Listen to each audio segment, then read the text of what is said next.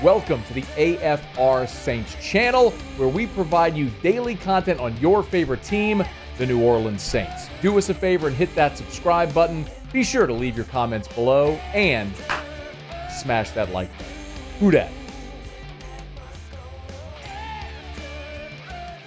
We're inside of a month now for the NFL draft. Actually, here, Wednesday, the 26th of March, is a month from day 3 of the NFL draft. So, a month from now, we'll be fully underway there. This is when you're going to see, obviously, a lot of time with the visits, top 30 visits, teams going out to dinner, all those things. And we told you earlier in the week, the Saints had a large contingency at Cam Ward's Pro Day on Monday, and then also had dinner with Quinn Ewers that night. Just yesterday, we talked about 2 top 30 visits with linebacker Nick Martin out of Oklahoma State, and then offensive tackle Ariante Ursary out of Minnesota. Yeah. I've been struggling pronouncing that kid's name all day, or not even just pronouncing it, remembering it, and I've been asking Paul, and when I said it correctly there, Paul just nodded. Today, there's another one that we want to kind of dive into, and it's again on the offensive line, and it's again at offensive tackle.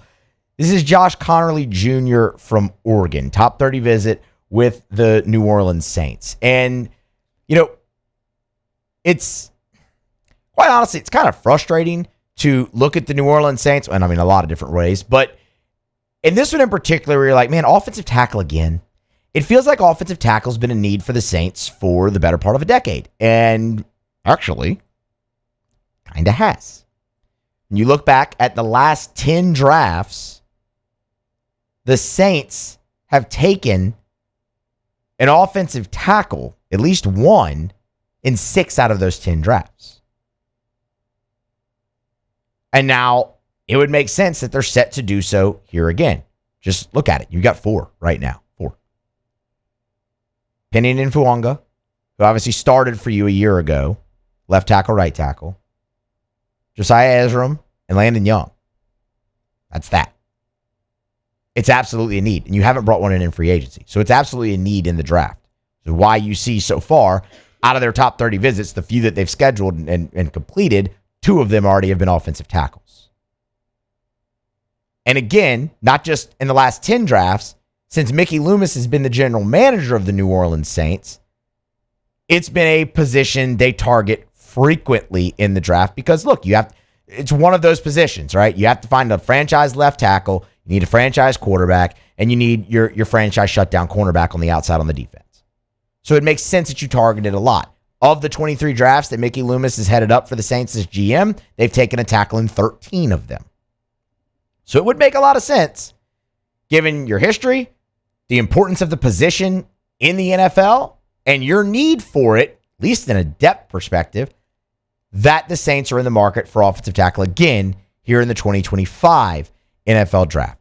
So today we focus in on Josh Conerly. Played his ball at Oregon. A little bit more of a backstory on him.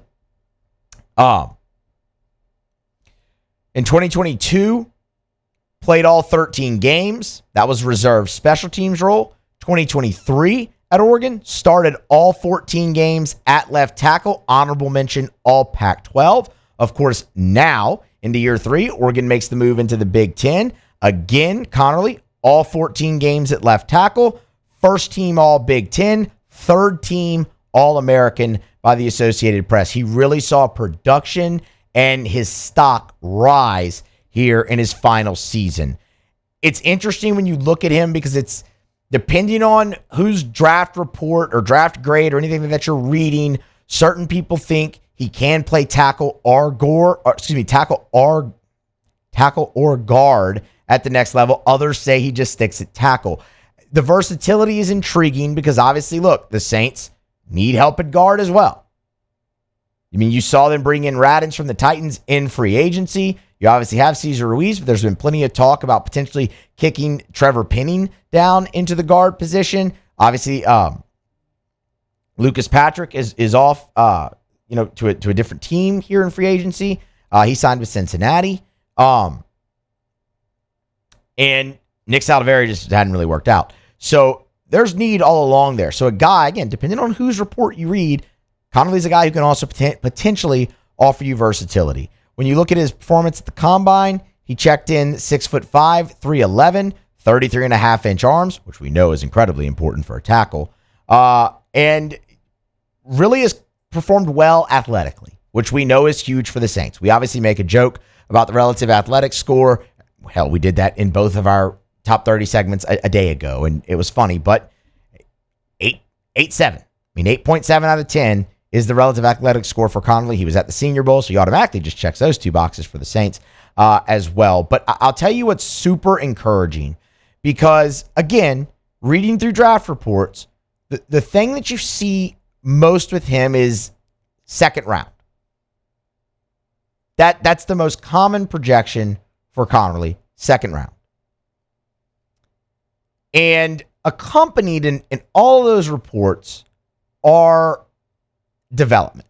He's raw, he's young, needs a little bit more development, eventually develops into a starting player for you. And that's one of the reasons I really like this potential addition for the Saints. You could address a position of need. You don't have to do it in the first round. Now, if you want to, by all means, go ahead. Like if Will Campbell's right there at number 9 and there hadn't been a tackle taken, you have your pick, and you want to address that position again in the first round of 9, I mean, sure. Why not? It's, the Saints get they get into this mode where best available is normally sometimes their approach in the draft. Will Campbell's your best available player there at 9. You're taking best available. I mean, by all means, go ahead. But ultimately, you like what you saw from Taliesin Fuanga a year ago at left tackle. When a lot of people thought he was going to end up playing guard at the next level, Saints take him as tackle, and he was awesome as a rookie. While Trevor Penning still has some growing to do at the position, he acquitted himself well on the outside at right tackle, much better than he did at left.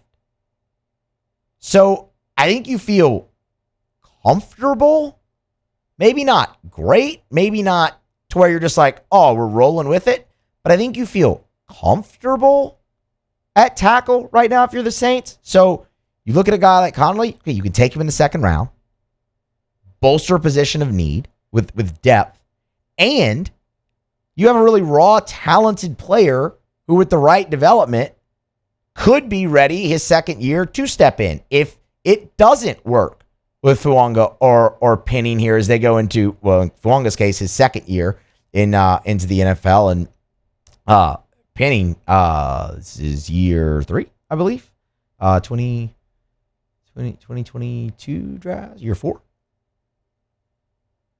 or no, 23 draft. So yeah, year 3. I like that. But it's interesting as well because, like, the flip side of that coin is, while it's like, oh, there's a lot of development,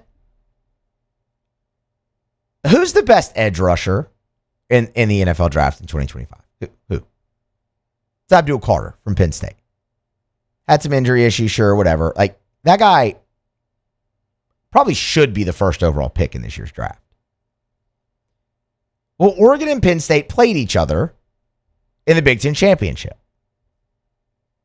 Josh Conerly matched up against Abdul Carter all game long. And he stonewalled him. 0 pressures. Goose egg. 0 pressures allowed by Conerly up against Abdul Carter in the Big Ten Championship game.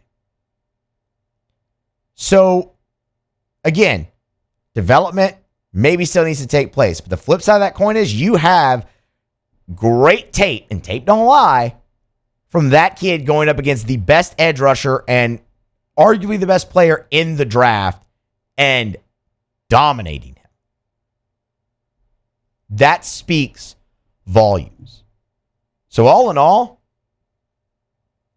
I love this idea for the New Orleans Saints. For every reason that we just laid out. The success he's already shown, the development that still needs to take place, that you could get him potentially in the second round, have him sit for a year, work in your system, and then maybe be ready to assume one of the roles on your offensive line in 2026. Whether that be at tackle or maybe even potentially inside at guard. I would be A-okay with this pick for the New Orleans Saints. And again, he checks a lot of their boxes, the athleticism and all of that. And that, again, the athleticism speaks to his ability already on the outside at tackle, but it can also speak to versatility. So Josh Conerly, just another one, another top 30 visit for the New Orleans Saints. He's an offensive tackle out of Oregon, coming off his most productive year where he was a third-team All-American and all first-team Big Ten. So, look, man, that's a trenches league. And that guy, in his first year in it, took the biggest jump of his career. We'll see what comes of it. But the Saints did have, or will have, a top 30 visit with Oregon offensive tackle Josh Conerly Jr. Hey, thanks so much for watching. Please leave your comments. I love to interact. And be sure to hit the red subscribe button below.